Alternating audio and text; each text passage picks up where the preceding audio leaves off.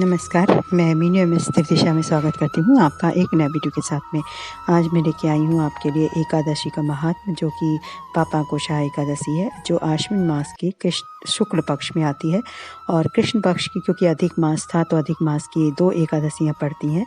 तो महीने में 2 एकादशियाँ होती हैं, तो अधिक मास की वजह से कृष्ण पक्ष की नहीं सुनाया मैंने आपको, क्योंकि अधिक मास की सुनाना था। और आपको अगर मेरे वीडियो देखने हैं और तो आप मेरे चैनल को सब्सक्राइब करके आप सारी एकादशियों का महात्म्य सुन सकते हैं।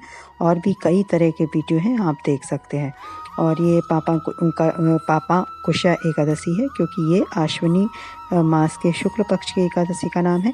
तो मैं आपको इसका महात्म्य सुनाती हूँ, क्योंकि बहुत छोटा है। आप इसको जरूर अधिक से अधिक शेयर करेंगे तो आपको बहुत ज़्यादा पुण्य की प्राप्ति होगी और दूसरों को सुनने का मौका प्राप्त होगा। तो अब मैं स्टार्ट कर रही हूँ। जय श्री कृष्ण।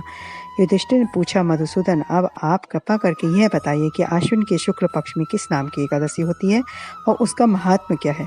भगवान श्री कृष्ण बोले, राजन, आश्विनी के शुक्ल पक्ष में जो एकादशी होती है वह पापांकुशा एकादशी के नाम से विख्यात है। वह सब पापों को हरने वाली, स्वर्ग और मोक्ष प्रदान करने वाली है, शरीर को निरोगी बनाने वाली तथा सुंदर स्त्री, धन तथा मित्र देने वाली है। यदि अन्य कार्य के प्रसंग से भी मनुष्य इस एकमात्र एकादशी को उपवास कर ले तो उसे कभी यम यातना नहीं प्राप्त होती। राजन, एकादशी के दिन उपवास और रात्रि में जागरण करने वाले मनुष्य अनायास ही दिव्य रूपधारी, चतुर्भुज गरुड़ की ध्वजा से युक्त, हार से सुशोभित और पीताम्बरधारी होकर भगवान विष्णु के धाम को जाते हैं। राजेंद्र, ऐसे पुरुष मातृ पक्ष की 10, पितृ पक्ष की 10 तथा पत्नी के पक्ष की भी 10 पीढ़ियों का उद्धार कर देते हैं।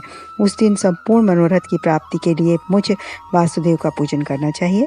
जितेंद्रिय मुनि चिरकाल तक कठोर तपस्या करके जिस फल को प्राप्त करता है, वह फल उस दिन भगवान गरुड़ ध्वज को प्रणाम करने से ही मिल जाता है।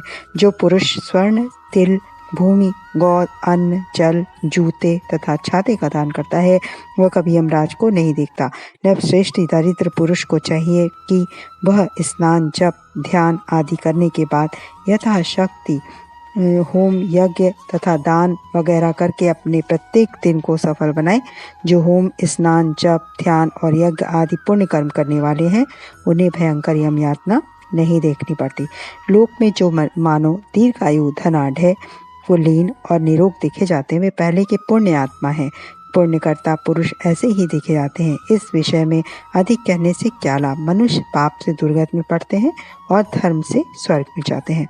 राजन, तुमने मुझसे जो कुछ पूछा था उसके अनुसार पापांकुशा एकादशी का महात्म्य मैंने वर्णन किया। अब और क्या सुनना चाहते हो। ये था पापांकुशा एकादशी का महात्म्य, जो कि मैंने महात्म्य के अंदर ही आपने सुन लिया होगा कि कितना महत्व है इस एकादशी के व्रत रहने से। अगर आप व्रत नहीं रह सकते हैं किसी कारणवश, तो आप उस दिन चावल को अवॉइड करिए, यानी मत खाइए। चावल कहते हैं, एक एक दाना चावल का जो खाता है वो कीड़े के खाने के बराबर होता है, एक एक कीड़े के खाने के बराबर होता है।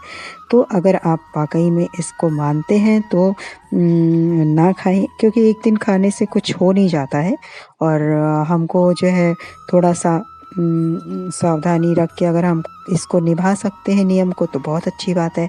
अन्यथा जो है मैं आपसे रिक्वेस्ट यही करूँगी कि अगर व्रत नहीं रह सकते तो उस दिन चावल को ना खाएं।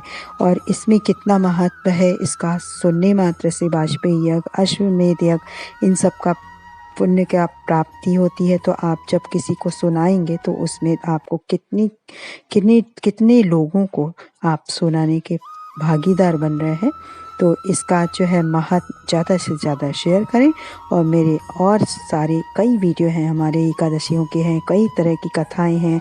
और क्योंकि दिव्य दिशा मेरे चैनल का नाम ही है, तो कई जो भी दिशाएं हैं हम लोग से रिलेटेड, वो सारी दिशाओं के हिसाब से मैंने वीडियो डाले हैं। आप ज़रूर देखें और लाइक, सब्सक्राइब, शेयर करें और बेल आइकन दबाना मत भूलें। क्योंकि अगर बेल आइकन में ऑल पे जाएंगे तो आप जब ऑल पे को पुश करेंगे, जो मैं नए वीडियो अपलोड करती हूँ वो भी आप देख सकते हैं।